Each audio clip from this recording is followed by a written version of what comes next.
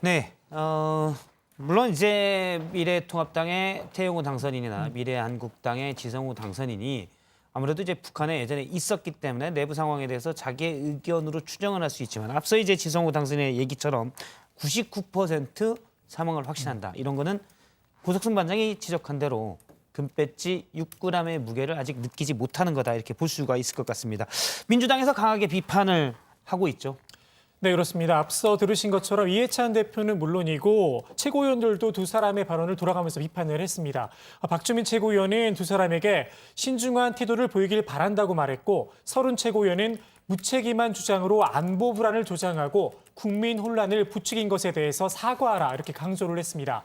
남인순 최고위원은 태영호, 지성호 당선자는 구태연한 허언을 하다가 대한민국 국민에게 양치기 소년으로 신뢰를 잃을 수 있다 이렇게 지적을 했고요. 김부겸 의원은 페이스북에 올린 글에서 두 사람에게 국회 국방이나 정보위에는 절대 들어가지 말아주길 바란다 이렇게 말하기도 했습니다.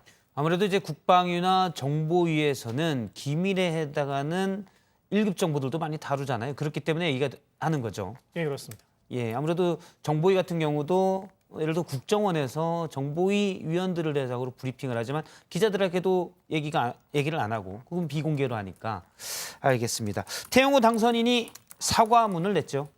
그렇습니다. 태영호 당선인은 오늘 입장문을 통해 이유 여하를 막론하고 국민 여러분께 사과 말씀드린다 이렇게 말을 했습니다. 그러면서 말 한마디가 미치는 영향을 절실히 실감했다며 국회의원으로 선택해 주신 이유 중 하나가 북한 문제에 대한 정확한 분석과 전망에 대한 기대라는 것을 알고 있다. 기대가 컸던 만큼 실망이 컸을 것이라 생각한다. 더욱 신중하고 겸손한 의정 활동을 펼치겠다라고 말했습니다. 지성호 당선인도 오늘 사과 입장문을 냈는데요. 지성호 당선인은 앞으로 공인으로서 신중하게 처신하겠다. 제자리의 무게를 깊이 느꼈다. 이렇게 말했습니다. 네, 미래통합당의 태영호 당선인, 미래한국당의 지성호 당선인은 사망설에 무게를 싣고 지성호 당선인의 경우 99% 확신까지 얘기했고 사실 이번 주에 발표를 할 거다. 사망에 대해서 발표할 거라고 근데 정반대의 발표가 있었습니다.